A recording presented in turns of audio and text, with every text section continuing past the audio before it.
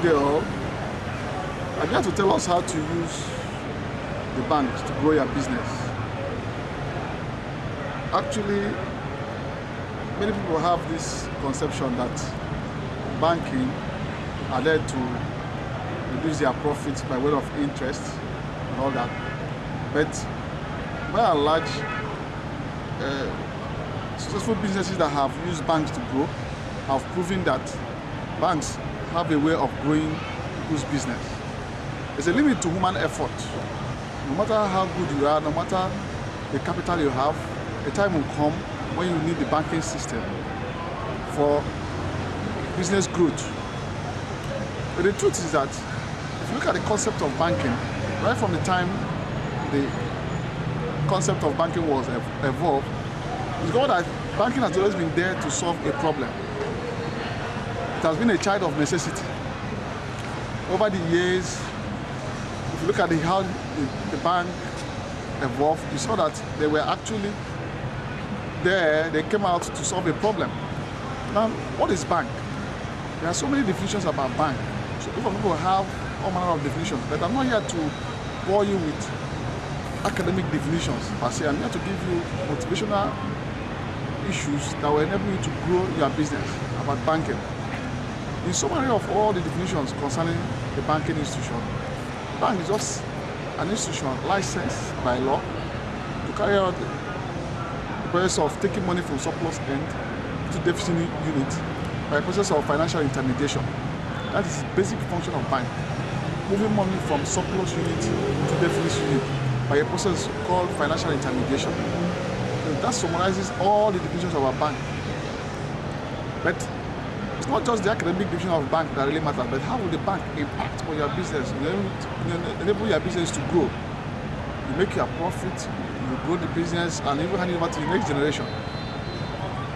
That is why I made this necessary to make this presentation after spending some years in the banking industry.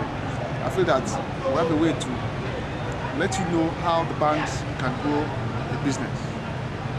Now, if you look at the history of the bank, right from time of 1800 BC in Babylon, in ancient Greece and Rome, there were money exchanges.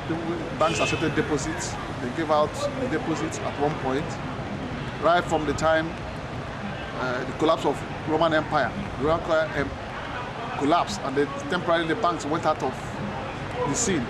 And they came back around the 12th and 13th centuries to the town of Florence and Genoa in Italy, and then banks are evolving from there.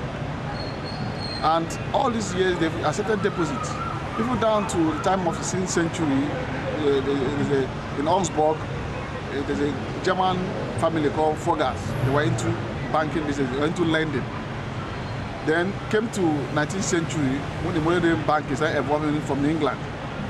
England could be said to have been a country that have evolved the current day banking institutions.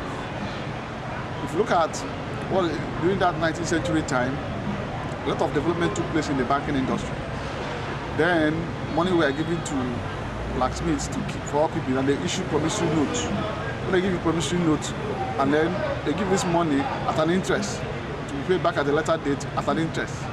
So it kept on evolving from 19th century down to the time of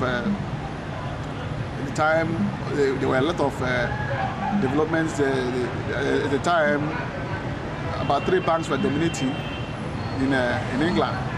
Though the bank charter was raised in 1844 in England, but it got to a point when it started evolving over time, and about 4 banks were dominating in England then.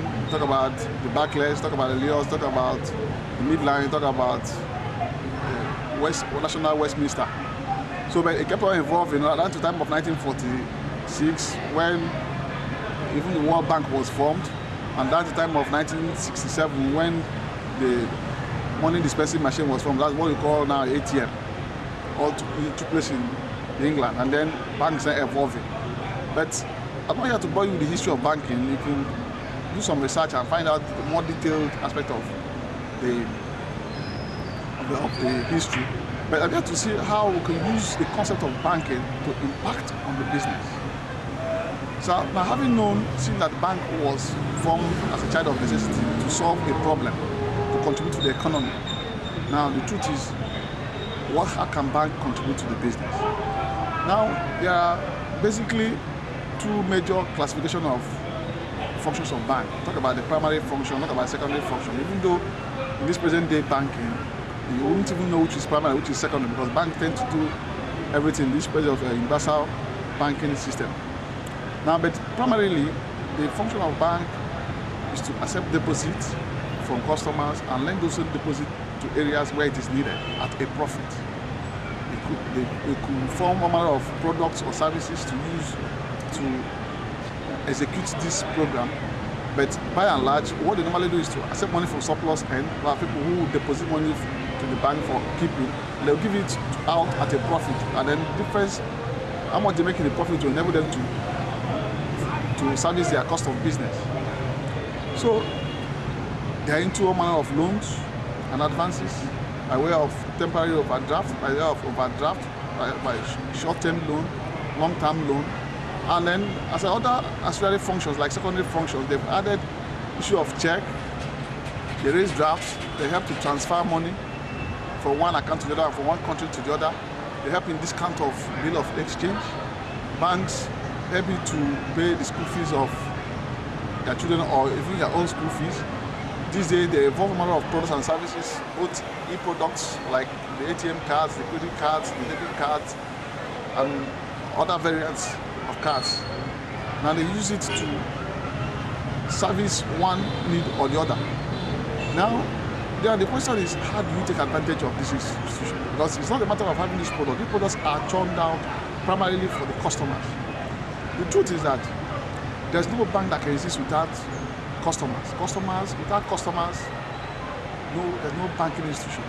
It's money deposited in the bank that bank uses to lend to the customers, and then the customers now use it to do business, and then return the money, the profits to the bank.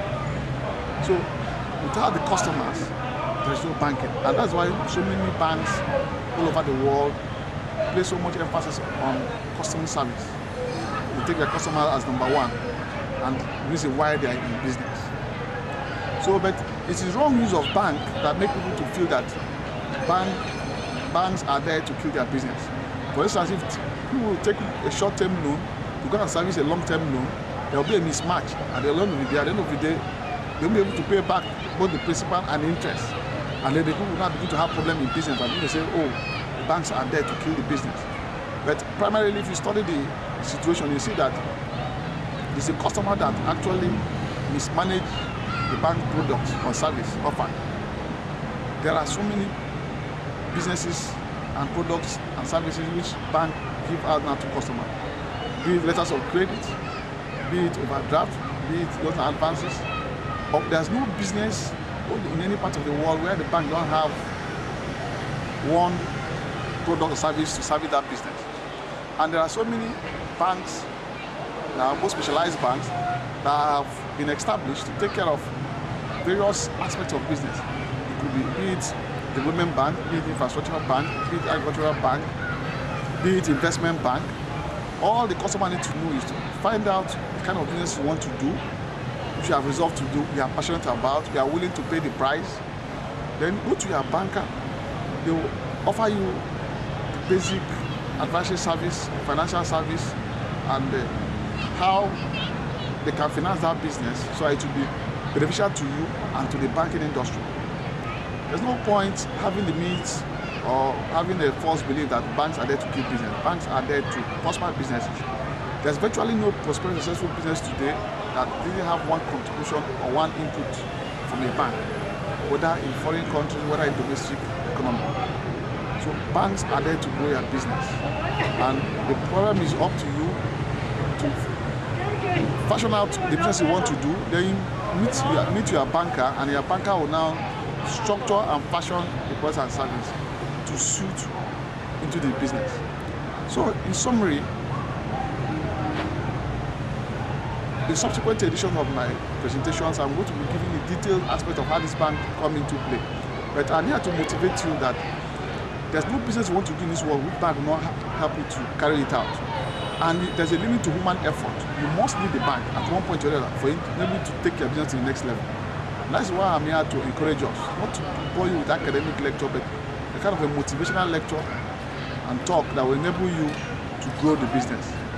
So I believe that subscribe to my channel on YouTube, and you'll be able to have other details about how to grow the business. Also, like my page, and I'll very much appreciate if you follow me that YouTube, because I'll be giving you nuggets on how the banks can specifically address the issues of your business, and you're going to experience business growth. Thank you for listening, and I hope to see you again.